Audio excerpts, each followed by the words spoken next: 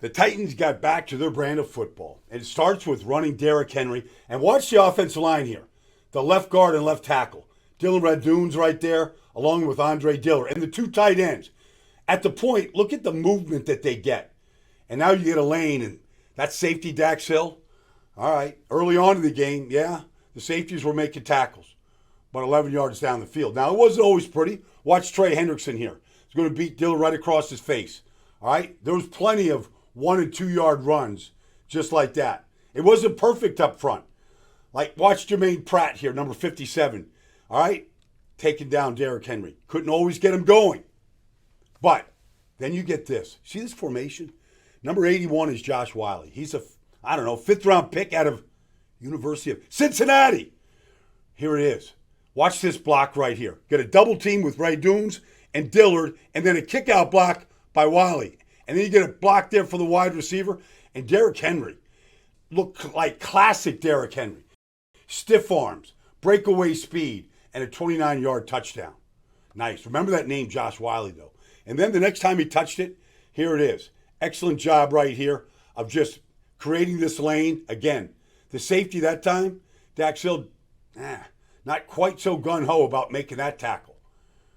And then in the final minute right here, 1 minute to go in the first half, Cincinnati isn't ready for this right here. Remember that Josh Wiley? There he is out front on this little waggle right here. He throws a crushing block right there on Mike Hilton.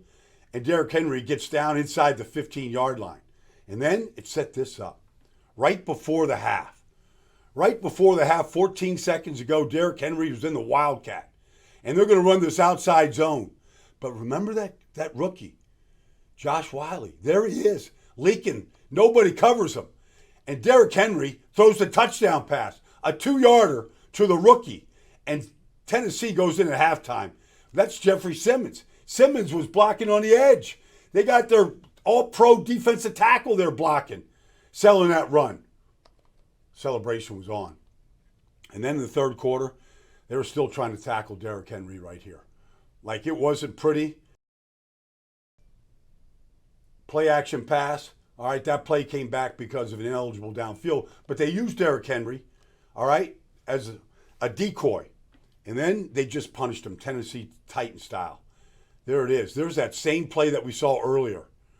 And there's just a sliver of daylight for Derrick Henry to punch that through for 9 yards. And then this.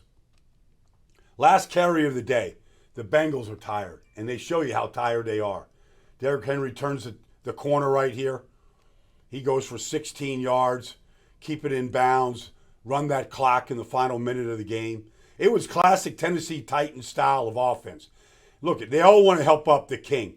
Help the king up. Put the crown on his head. He earned it on Sunday against the Cincinnati Bengals. Khalil Mack had an historical day yesterday for the Los Angeles Chargers and for himself. He last played for the Raiders 6 years ago. I think he's still trying to give some payback. That number 6, vitally important. But rushing the passer always starts first with stopping the run. And bam, he stops Dylan Parham right here in his tracks, gets off the block, and takes down Josh Jacobs.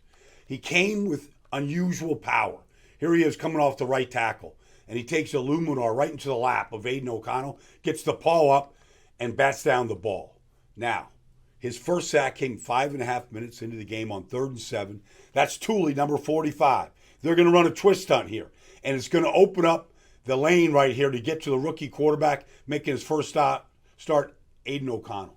And he put him down to sleep early last night. That was the first sack. Now, let's get to the second one here. Here he is on the other side. He was an equal opportunity abuser. Colton Miller, power again. He just bumps Aiden O'Connell, knocks the ball out. And recovered by Johnson, and the celebration of the Chargers was on. A defensive masterpiece. That fumble and the field position the offense got led to a touchdown. Now, here we go. He grabbed a few orange slices at halftime. This is the first play of the third quarter. More of the same.